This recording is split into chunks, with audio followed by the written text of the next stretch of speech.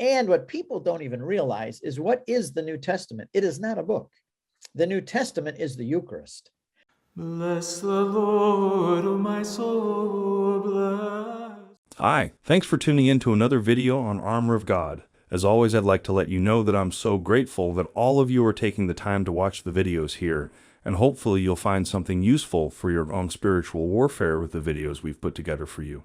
Well, after listening to so many of these exorcists so far, there's one word that they kept on repeating: authority. Even Father Carlos Martin said multiple times before that the demons are very legalistic. And so I thought I'd share something from Father Chad Ripperger about something that could place us under the authority of the devil, and that is when we commit sins. I'm sure you prefer to listen to Father Ripperger himself then. And through that, and so whereas the absolution actually, it absolves, it literally removes the bond of the sin in relationship to the individual and the demon who has got his foot in the door through the sin. Once that bond is broken, a lot of times that'll even cause cases of possession to break, a lot of obsession, but oppression, you see that quite a bit. Once people finally confess the sins and things like that, a lot of that stuff just clears up.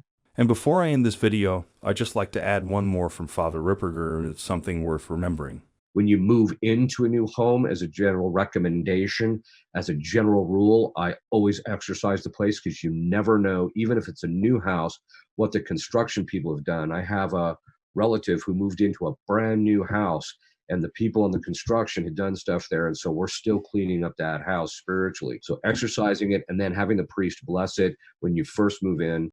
Well, then that is all for the video this time. I'm sorry that the video is quite short, but I'm thinking of building sort of a library of information, each video addressing a certain problem or question we sometimes have. And hopefully through this effort, the videos can help out a lot of people out there. Anyway, thank you so much for being here with us, and hopefully you've learned a lot from this video. For those of you who'd like to support our works, I left a link to our PayPal donation down below, and I'd just like to say thank you in advance to all of you for your support and contribution. Well then, I'll end this video with the discussion of our Catholic brother Rob of the Blue Collar Catholic channel with the Catholic apologist Steve Ray. Until the next one, stay safe, stay healthy, and God bless you.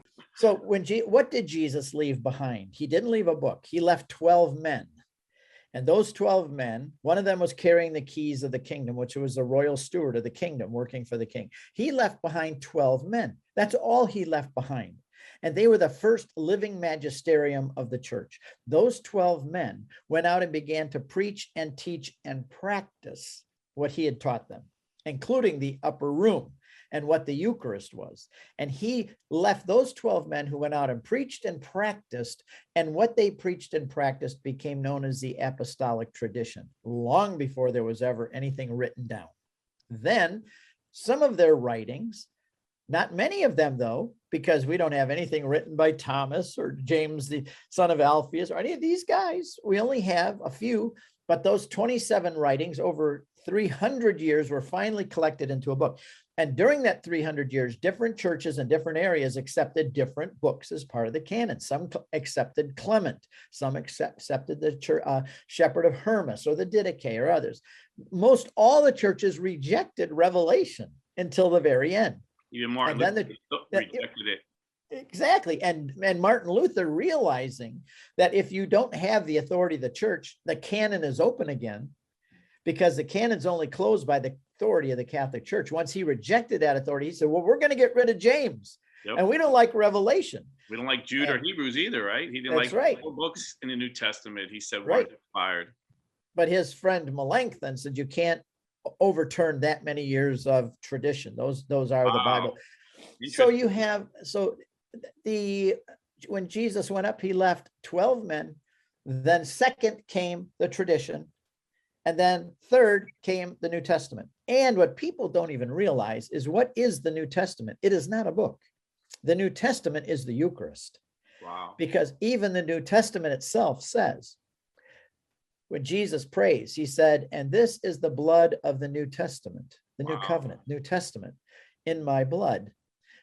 Only the book got the name, but the book says, the book doesn't claim to be the New Testament. The book claims that the Eucharist is the New Testament. Amen.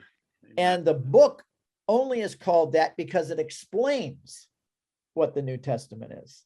And the book then encapsulates the teaching of that new covenant, so it becomes known as the New Testament. But the real New Testament is the Eucharist, which Protestants also have rejected. So that's the whole reason we collected these books, to explain the Eucharist is the heart, the summit of our faith.